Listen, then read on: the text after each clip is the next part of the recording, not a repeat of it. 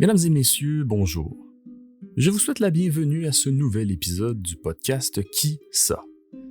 Un podcast qui nous rappelle qu'avant nous autres, il y a eu du monde. Du monde qui ont fait des affaires qui ont moulé, en quelque sorte, la société dans laquelle on vit. Bon, ça peut paraître très formel dit comme ça, mais à quelque part, les personnages qui sont présentés à chaque épisode ont chacun mis leur grain de sel à la recette qu'est notre Québec actuel. C'est un exercice que je suis assez fier de pouvoir réaliser et d'ailleurs, je me permets de remercier chacun de vous qui prenez le temps d'écouter l'émission. Bon, ceci étant dit, je peux maintenant ranger le violon et les mots doux pour vous présenter le sujet de ce 3e épisode. Aujourd'hui, le personnage que nous allons explorer est une personne à laquelle je n'avais jamais entendu parler auparavant. Ben oui, ça arrive. J'entends déjà les amateurs d'histoire québécoise s'arracher les yeux, mais si je peux faire connaître ce personnage à au moins quelques personnes avec ce podcast, j'aurais peut-être fait pardonner mon ignorance. C'est un personnage historique qui a peut-être passé sous le radar de Monsieur Madame Tout-le-Monde, éclipsé par d'autres à qui on a accordé plus d'attention à la même période. Un personnage qui a été tout de même fondamental pour la lutte politique des Canadiens français à l'époque où la majorité française, fraîchement conquise, avait peu de poids dans le pouvoir décisionnel. Ok, j'arrête d'étirer la sauce pour faire du temps d'antenne. Aujourd'hui, je vous parle de Pierre Stanislas Bédard. Je vous souhaite une bonne écoute. Pierre Stanislas Bédard, aussi nommé Pierre Bédard, mais pas Ti Pierre et encore moins Ti Bédard, est un homme politique, un journaliste, un avocat et un juge québécois né le 13 septembre 1762 dans l'arrondissement de Charlebourg. Malgré un CV Indeed qui sonne crissement bien, Pierre Stanislas Bédard ne descend pas d'une famille nécessairement noble ou en moyen de l'époque. Pierre est l'aîné d'une famille de 13 où seulement 9 vivront jusqu'à l'âge adulte. Rest in peace au Bédard parti trop tôt. Pierre est également né dans une période un peu awkward pour les Canadiens français. 2 ans avant sa naissance a lieu la fameuse conquête de 1760, période dans laquelle Montréal capitule face aux Anglais et la Nouvelle-France devient un régime militaire britannique. 1 an après sa naissance a lieu la signature du traité de Paris en 1763, mettant fin à la guerre de 7 ans et cédant, par la même occasion, la Nouvelle-France à l'Empire britannique. Malgré que les premières années de règne britannique soient un peu ambiguës, Pierre Stanislas Bédard va tout de même vivre une enfance relativement heureuse. Une des raisons derrière ça est que la famille Bédard est établie à Charlebourg depuis les années 1670 et qu'ils jouissent donc d'une grande influence à Québec. Cela va d'ailleurs permettre à Pierre de pouvoir se procurer une très bonne éducation.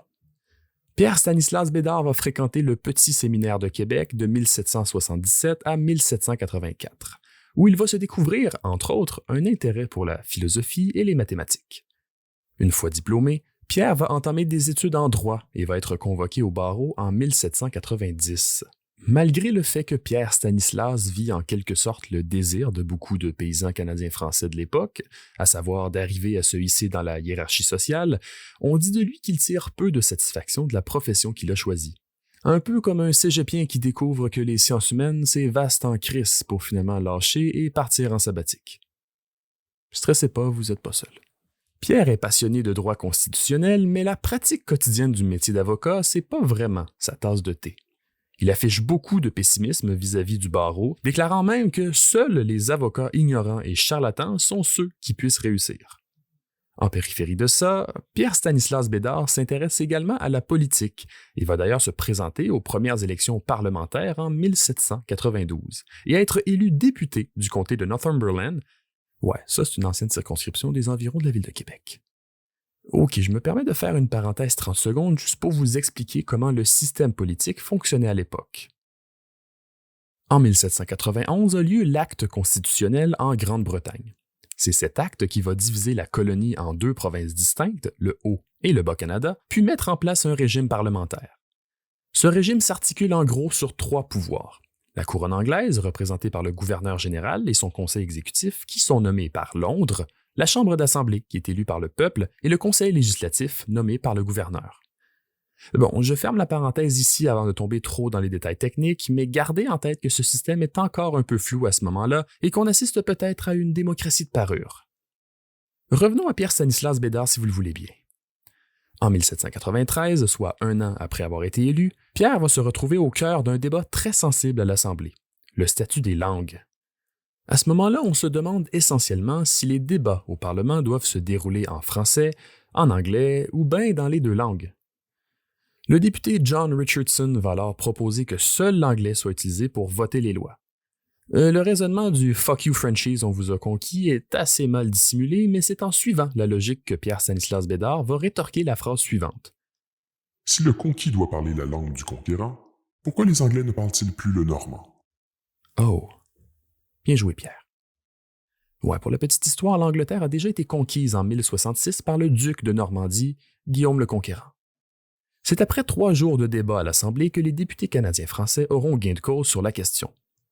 Grâce à ce tour de force, Pierre-Stanislas Bédard commence à faire parler de lui et à gagner en popularité.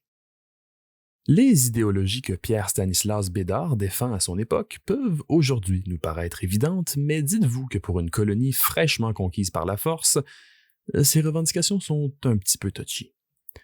Il défend par exemple l'égalité devant la loi de tous les citoyens, qu'ils soient anglais ou français, la liberté de la presse, que la Chambre d'Assemblée possède un contrôle accru sur le budget de la colonie et s'occupe de la nomination du Conseil législatif, et finalement l'interdiction aux fonctionnaires et aux magistrats de pouvoir siéger au Parlement. En somme, Pierre-Stanislas souhaite que l'Assemblée obtienne la responsabilité ministérielle qui, à toute fin pratique, donne plus de pouvoir aux élus et par le fait même à la population de la colonie. Malgré ce qu'on pourrait être porté à croire, Pierre-Stanislas Bédard ne s'oppose pas spécialement au règne britannique. Il pense au contraire que ce dernier présente plusieurs avantages.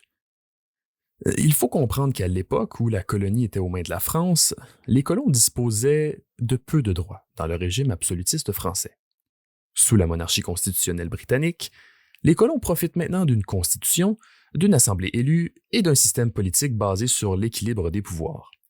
En revanche, Pierre Bédard critique la manière dont ce système est administré, créant un résultat bien différent de celui prévu.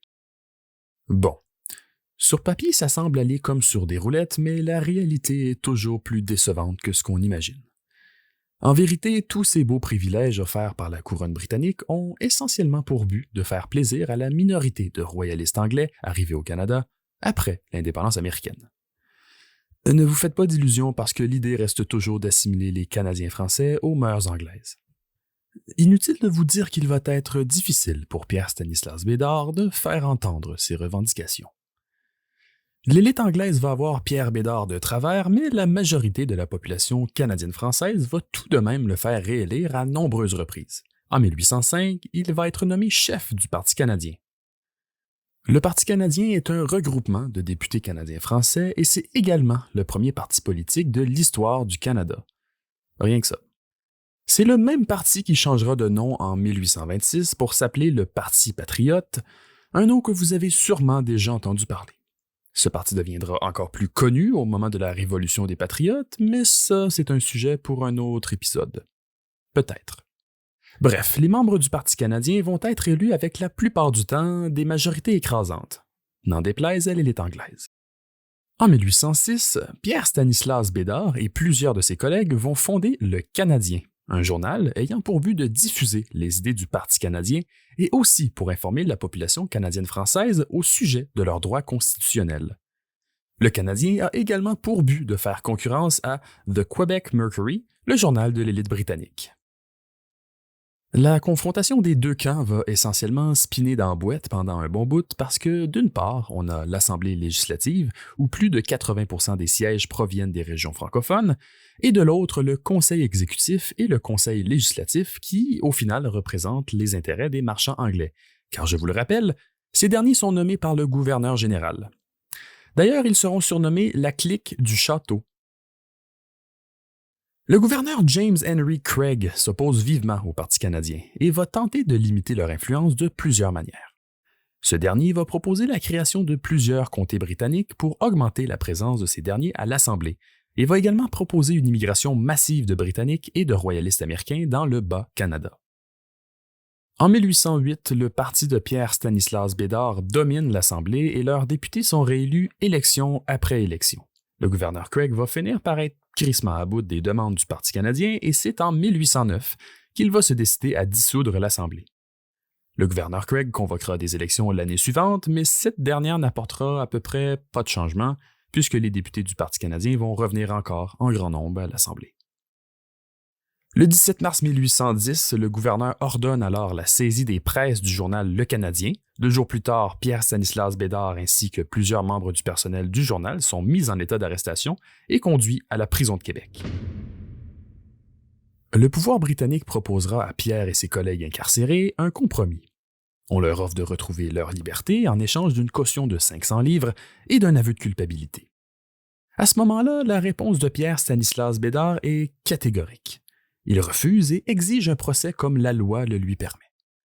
Ce dernier passera 391 jours en prison avant de passer devant le tribunal. De peur que l'Assemblée utilise l'événement comme une victoire politique, le gouverneur Craig va attendre la fin de la session parlementaire avant de libérer Pierre Bédard. C'est en avril 1811 que Pierre retrouvera sa liberté en attendant son procès. Une fois libre, Pierre-Stanislas Bédard est mal en point financièrement.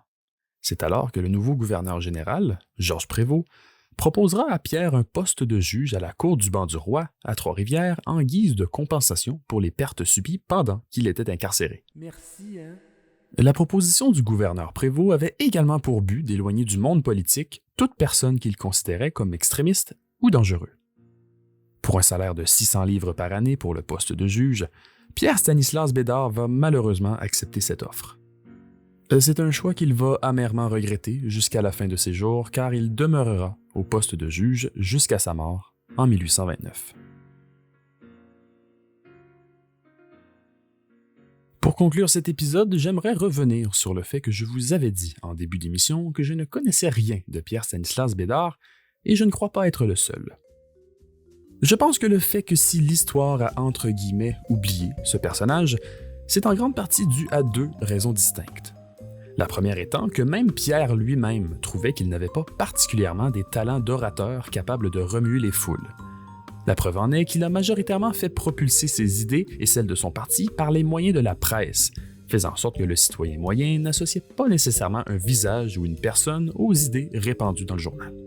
La seconde raison est que la personne qui prendra sa place à titre de chef du Parti canadien n'est nul autre que Louis-Joseph Papineau, un personnage historique qui a fort probablement eu pour effet de mettre à l'ombre la carrière de Pierre Bédard. Quand 2 événements marquants arrivent à peu près au même moment, on privilégie celle qui est la plus marquante. Demandez ça aux gens où leur anniversaire tombe un 24 décembre pour mieux comprendre. On peut également prendre la fin de carrière de Pierre-Stanislas Bédard pour nous rappeler de ne jamais délaisser ce qui nous passionne pour une job payante. C'est graine comme morale de fin, ça. Malgré tout, on se souviendra de Pierre-Stanislas Bédard comme étant un des pionniers défenseurs des droits des Canadiens français. Maintenant, lorsqu'on vous mentionnera le nom de Pierre-Stanislas Bédard, vous pourrez répondre autre chose que... Qui ça? Mon nom est Carl-Anthony Thibault, je vous remercie d'avoir été avec moi et je vous donne rendez-vous pour un prochain épisode.